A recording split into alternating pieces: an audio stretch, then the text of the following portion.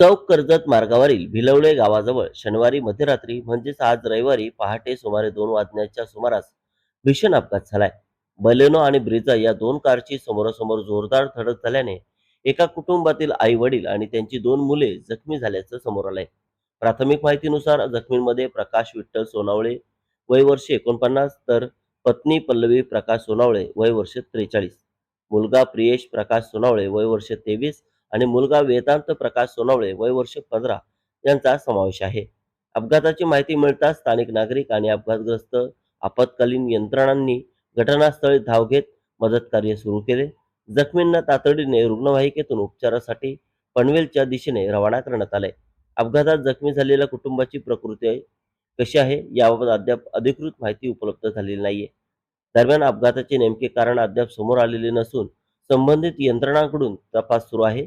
या अपघातामुळे काही काळ चौक कर्जत मार्गावरील वाहतुकीवर परिणाम झाला होता. अधिकृत माहिती आणि पोलीस तपासानंतर अपघाताचे नेमके कारण स्पष्ट होणार आहे.